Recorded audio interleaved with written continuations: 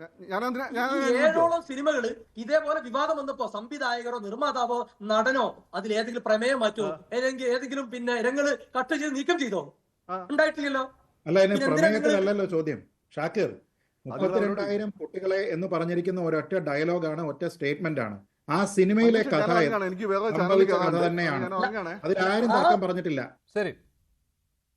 അതായത് മുഖ്യമന്ത്രി ശ്രീ പിണറായി വിജയൻ നിയമസഭയിൽ പി.ടി. തോമസ് MLA ചോദിച്ച ചോദ്യത്തിന് മറുപടിയായി വായിച്ച വിശദീകരണം എന്റെ കയ്യിലുണ്ട്.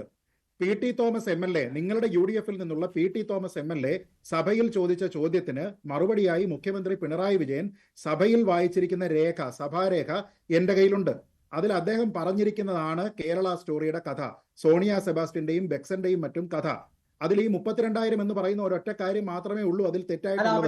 ബാക്കി ആ സ്റ്റോറി തന്നെയാന്നേ. ആ സ്റ്റോറി ഞാൻ ചോദിക്കുന്നത്, ആവിഷ്കാര സ്വാതന്ത്ര്യം കണ്ടോ? നിങ്ങൾ അങ്ങയുടെ ആവിഷ്കാര സ്വാതന്ത്ര്യമാണെന്ന് സിനിമയായിട്ട് കണ്ടോ? കാശ്മീർ സിനിമയായിട്ട് കണ്ടോ? നരോദ്യപ്പെട്ട കൂട്ടക്കൊല, ഈ ഗുജറാത്ത് വംശഹത്യ, ഇതൊക്കെ നടന്ന സമിതിയല്ലേ? ഈ ബജറംഗി എന്ന് പറയുന്ന ആൾ ഇപ്പോഴും ജയിലിലാണ്, കൂടുതൽ സമയത്ത് പരോളിലാണ്. അല്ലെങ്കിൽ യാഥാർത്ഥ്യമല്ലേ? ആര് പറഞ്ഞു? ഞാൻ ചോദിക്കട്ടെ, എക്സോഡസ് നടന്നതാണോ? കേരളത്തിൽ സമ്മതിക്കാൻ ബുദ്ധിമുട്ടുണ്ടോ? ഷാക്കിറിന് സമ്മതിക്കാൻ ബുദ്ധിമുട്ടുണ്ടോ?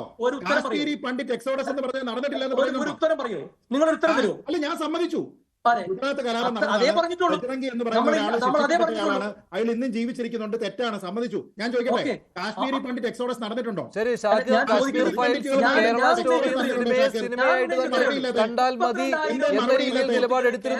കാശ്മീരി പണ്ഡിറ്റ് എക്സോഡസ് നടന്നിട്ടുണ്ടോ ഇല്ലയോ? അതെന്ത് പരിപാടിയാണ് ഷാക്കിറെ? മുതലാളി അതെന്ത് പരിപാടിയാണ് മുതലാളി? ഞാൻ ചോദിച്ചതിന് മറുപടി പറഞ്ഞല്ലോ. കാശ്മീരി പണ്ഡിറ്റുകളെ കാശ്മീരിൽ നിന്ന് ഓടിക്കുന്ന എക്സോഡസ് നടന്നിട്ടുണ്ടോ ഇല്ലയോ? ഞാൻ പറഞ്ഞതിന് നിങ്ങൾ ഇതുവരെ മറുപടി പറഞ്ഞു.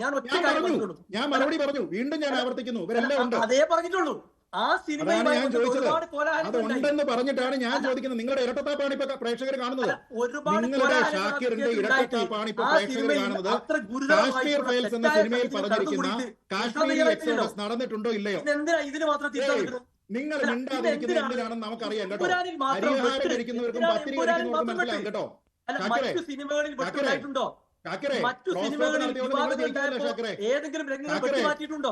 നിങ്ങളുടെ ഇരട്ടത്താപ്പാണ് ഇപ്പൊ ഈ ന്യൂസ് 18 പ്രേക്ഷകർ കാണുന്നത്. കാശ്മീരി പണ്ഡിറ്റുകളുടെ എക്സോഡസിനെ പറ്റി കമാൻ അക്ഷരം പറയാത്തവരൊക്കെ എന്തിനാണ് കേരള സ്റ്റോറിയെ പറ്റി പറയുന്നത്? എന്തിനാണ് ബാബു ബജറംഗിയെ പറ്റി പറയുന്നത്? ഒരു ഭാഗത്ത് നടന്നു കഴിഞ്ഞാൽ അത് വലിയ കാര്യം, മറ്റേതാണെങ്കിൽ പ്രശ്നമില്ല. കാശ്മീരി പണ്ഡിറ്റ് എക്സോഡസ് ഈ ചർച്ച തീരുന്നതിന് മുമ്പ് നിങ്ങൾക്ക് പറയാൻ കഴിയുമോ? നിങ്ങളോടുള്ള നേരിട്ടുള്ള വെല്ലുവിളിയാണ്. ഈ ചർച്ച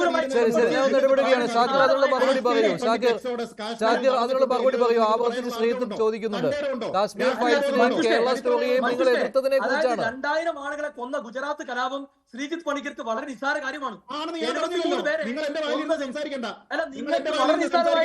ഗുജറാത്ത് കലാപം റിയാലിറ്റിയാണ് എന്നും ബാബു ബജറംഗി അതിലെ വില്ലനാണെന്നുമാണ് ഞാൻ പറഞ്ഞത്. നിങ്ങൾക്ക് മറുപടി പറയാൻ കഴിയാത്തത് ചോദിച്ചതില്ല. നിങ്ങൾക്ക് മിണ്ടാനുള്ള തന്റേടല്ലേ ഷാക്കിറെ? നിങ്ങൾക്ക് ചരിത്രത്തിനെ പറ്റി നുണ പറയാനുള്ള തന്റേടല്ലേ? നിങ്ങളുടെ ഇരട്ടത്താപ്പ് ഇപ്പൊ ആൾക്കാർ കാണുക.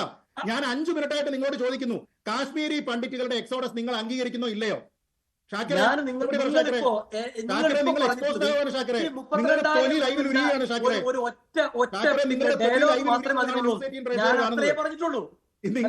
നിങ്ങളുടെ തൊലി ഇളകുന്നതാണ് പ്രേക്ഷകർ ലൈവിൽ കാണുന്നത്. കാശ്മീരി എക്സോഡസ് നടന്നോ ഇല്ലയോ? കാശ്മീരി എക്സോഡസ് നടന്നോ ഇല്ലയോ? കൂട്ടക്കൊല നിങ്ങൾക്ക് നിസ്സാരമാണ്. നോക്കൂ, നിങ്ങൾ എവിടെയൊക്കെ ഞാൻ പറഞ്ഞല്ലോ, അങ്ങനെ ഒരു പേര് ബജറംഗി ഇല്ലനാണ് എന്നും ബജറംഗി കള്ളനാണെന്നും 5 മിനിറ്റ് പറഞ്ഞേട്ടാ.